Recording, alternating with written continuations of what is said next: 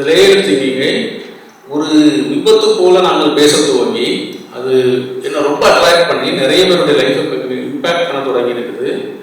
ஒரு அப்பா தன்னுடைய சாம் மாதிரி கல்லூரி படிப்பு முடிக்கக்கூடிய பையன்கிட்ட கேட்குறாரு, நீ படித்து முடிச்சுட்டு என்ன பண்ண போகிற? அவன் சொல்கிறான், நான் வேலைக்கு போகிறேன், வேலைக்கு போகலான் இருக்கிறேன். அவர் சொல்கிறாரு, பக்கத்தில் ஒரு கிராமம் இருக்குது, அங்கே தண்ணீர் இல்லை. நீ அவங்களுக்கு தண்ணி சப்ளை பண்ணீங்கன்னா உனக்கு அது ஒரு பிஸ்னஸ் இருக்குது, ஒரு ப்ராப்ளத்துக்கு நீ சொல்யூஷன் கொடுக்குற, உனக்கு பிஸ்னஸ் இருக்குது, ஏன் நீ இதை பண்ணக்கூடாது அப்படிங்கும்போது அவர் சொல்கிறாரு, பையன் சொல்கிறான், ஓகே நான் ஒரு போர்வெல் போட்டு ஒரு குடம் தண்ணி $1 நான் விற்பனை செய்கிறேன். இவர் சொல்கிறார், ஓகே நீ $1 விற்பனை செய்யும்பொழுது இன்னொருத்தர் போர்வெல் போட்டு அது 50 சென்ட்ஸுக்கு விற்றா நீ என்ன செய்வார்? அப்போ நான் பைப் லைன் போட்டு எல்லாருக்கும் வீட்டில் தண்ணி கொடுப்பேன்.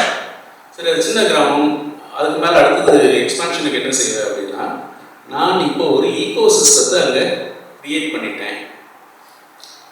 எல்லாரும் என்கிட்ட தண்ணி வாங்கிட்டு இருக்காங்க இல்லையா, இவங்களுக்கு இன்டர்நெட் தேவைப்படலாம், எலக்ட்ரிசிட்டி தேவைப்படலாம், என்னெல்லாம் அவர்களுக்கு தேவைப்படுதோ இதையெல்லாம் நான் சப்ளை பண்ணுவேன் அப்படிங்கிறது தான் இந்த லேயர் திங்கிங்கிற கான்செப்ட். சரிண்ணா? இப்போது உங்கள்கிட்ட நான் கேட்குற கேள்வி, உங்களுடைய பிஸ்னஸில் இந்த லேயர் திங்கிங்கை நீங்கள் அப்ளை பண்ணுறீங்களா?